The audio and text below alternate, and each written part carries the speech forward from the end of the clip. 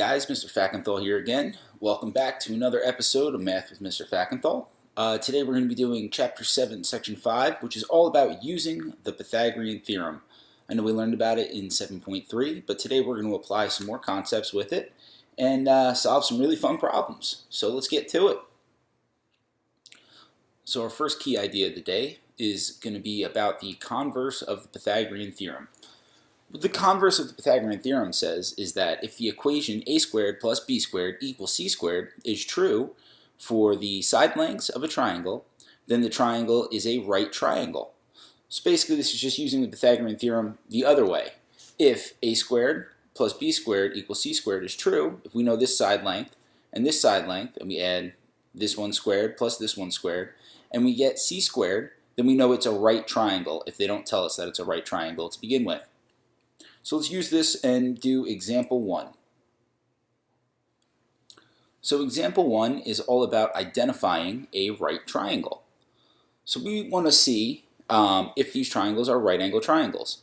So the first thing we have to do is write out the Pythagorean theorem, which is a squared plus b squared equals c squared. Okay. Now we know these are our two legs, so we'll plug them in.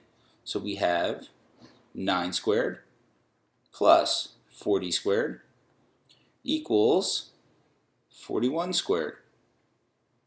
But we don't know if this is equal yet. We have to see and solve. So 9 squared is 81.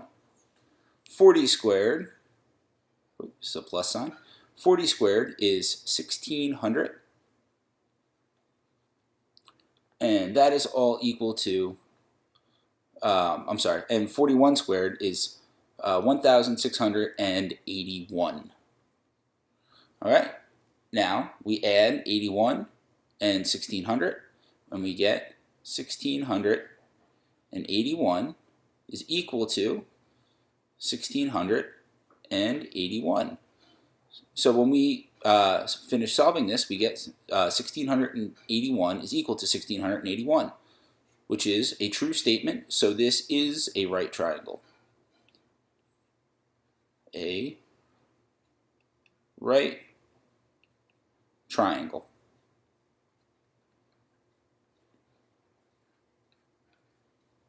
Now let's try the same thing over here for this triangle.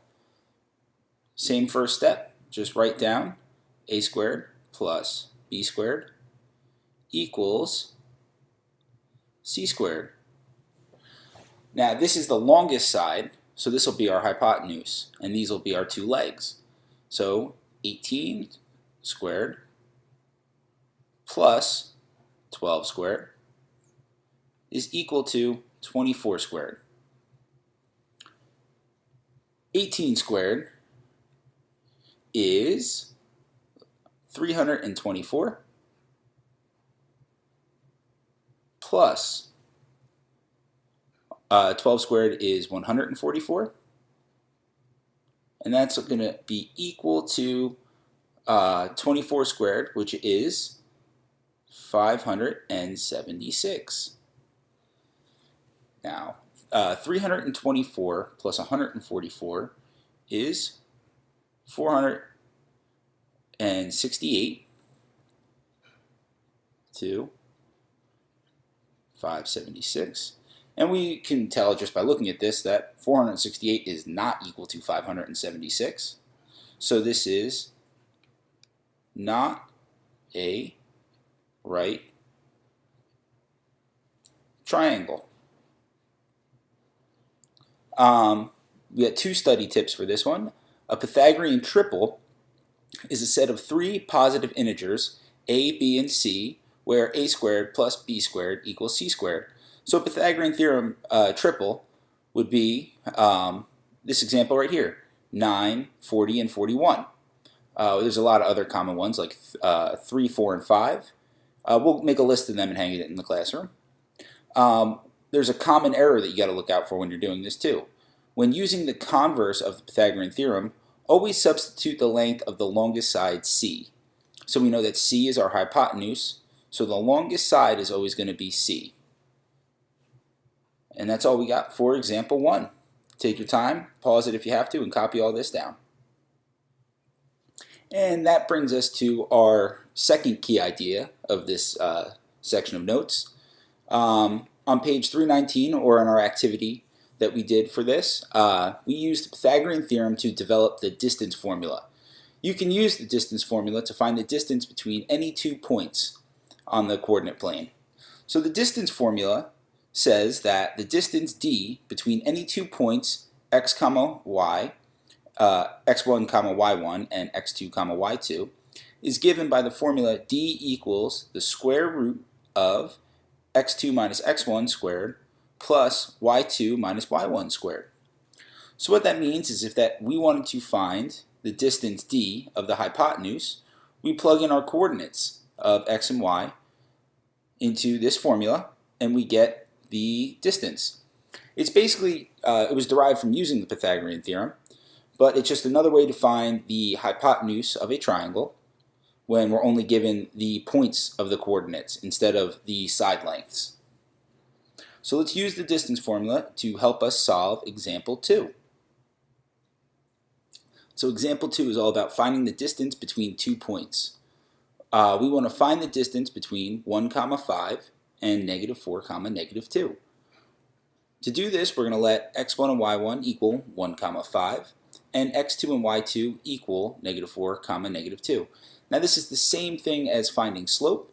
As long as you keep the ordered pairs straight, it doesn't matter which one is x1 and y1 and x2 and y2. You just got to make sure that these coordinates end up together. So we know that this is x comma y. I listed the steps over here that we have to follow. So our first step is to write the distance formula. And I went ahead and did that for you already. Step 2 is going to be to substitute these values in that we know. So we'll say step 2, we have d equals the square root of x2 is negative 4 minus 1 squared plus we have negative 2 minus 5 squared. Now this can get really tricky, so you want to really make sure you take your time and substitute these values in right. Next we have step 3, which is going to be to simplify. So all we're going to do in here is the subtraction. We have negative 4 minus 1 is going to give us, let's rewrite all this again. This will give us negative 5 squared plus, and then we have negative 2 minus 5. That will be negative 7 squared. And then step 4 will be to evaluate these powers inside. So that'll be step 4. And that's going to be d equals square root of negative 5 times negative 5 will give us 25 plus negative 7 times negative 7 will give us positive 49. Alright, and then we're on to our last step. We just have to add these powers inside the radical. So 5 will be d is equal to the square root of 74. Now we could either stop here or we could keep going if we wanted a more accurate answer. But just for this example, we'll stop right here. So the distance between these 2 points is going to be square root of 74. Alright, so our last example today is the real-life application.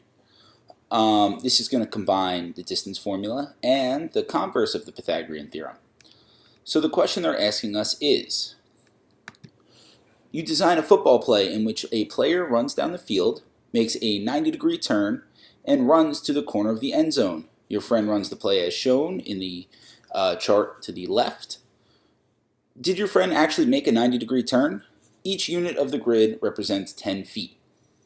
So we want to prove that your friend made a 90-degree turn. Now, unfortunately, this triangle is not lining up perfectly on the grid, so we can't measure just by counting. We have to use the distance formula 3 times in order to find the length of each side. So I left this in here instead of doing it by hand because it's a lot clearer when they write it. So distance 1 will be this side. We use our x and y and our x and y. We plug it right into the distance formula. So we have 60 minus 30 squared plus 50 minus 20 squared, and that's all going to be square rooted.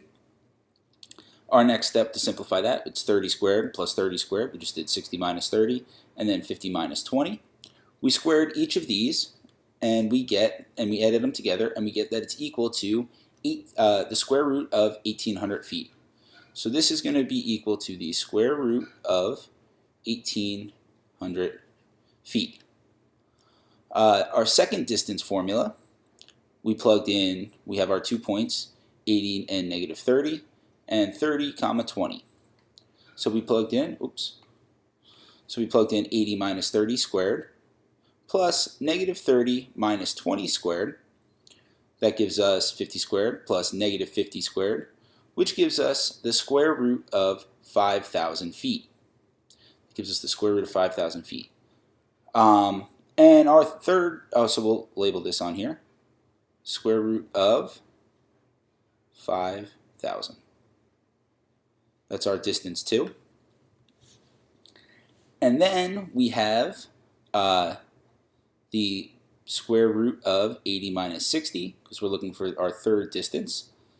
80 minus 60 squared plus negative 30 minus 50 squared equals the square root of 20 squared plus negative 80 squared. And when we evaluate the powers and add them together, we get that that is the square root of 6,800 feet. So this side length will be the square root of 6,800 feet. So now we know all 3 sides, and next we got to see if this is a right triangle. So we're going to use the converse of the Pythagorean theorem to determine if the side lengths form a right triangle. So we had to put it into Pythagorean theorem. So we have a squared plus b squared is equal to c squared. Now we just fill in. We know these are our 2 legs and this is our hypotenuse because this is the longest side. So we have the square root of 1800 squared plus the square root of 5,000 squared. And that's going to be equal to the square root of 6,800 squared. Now we know square roots and squaring are inverse operations of each other, so these just cancel out. We're left with 1,800 plus 5,000 is equal to 6,800.